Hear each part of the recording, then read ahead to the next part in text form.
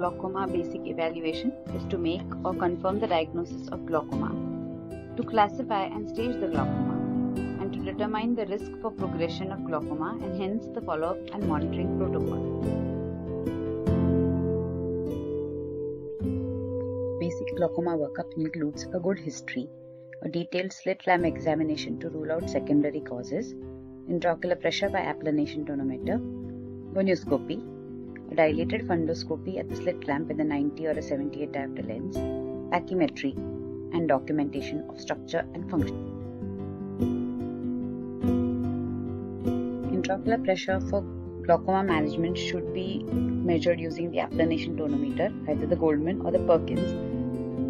At least 2 readings half an hour apart or a few days apart should be taken before labeling the patient as having raised IOP. A diurnal intraocular pressure measurement should be done wherever feasible and is a must before labeling the patient as normal tension glaucoma. Gonioscopy using a single mirror, 3 mirror or a 4 mirror is mandatory to differentiate between open and angle closure glaucomas. It will help to pick up neovascularization, pigment clumps, foreign body and pseudoexfoliative material which cannot be seen on UBM or ASOCT, which hence cannot be a substitute to gonioscopy. Disc evaluation is central to the diagnosis of glaucoma. The first thing to be noted is the size of the disc, since large discs with large cups are overdiagnosed and small discs with glaucoma changes are often missed. Careful examination of the neuroretinal rim should be done to look for notches or rim thinning. Associated nerve fiber layer defects should be looked for. Peripapillary atrophy and disc hemorrhages should also be looked for and noted. Additional changes in the fundus like for diabetic retinopathy or vein occlusion should be looked for and noted in a detailed drawing or a fundus photo.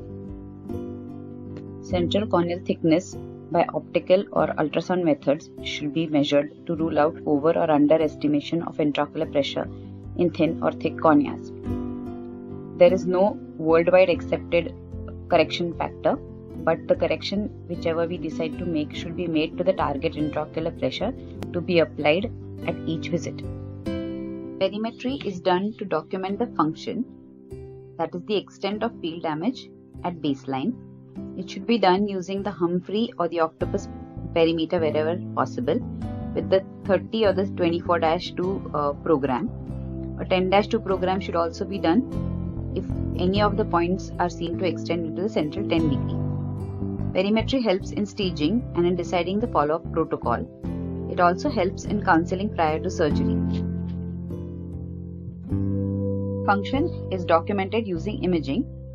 The preferred modality nowadays is OCT because it allows evaluation of the nerve fiber layer as well as the ganglion cell complex, increasing the robustness of the diagnostic capacity. It is useful in discs with subtle, mild, moderate damage and to assess nerve fiber layer and tessellated fundus. Its use in advanced glaucoma is limited by the floor effect.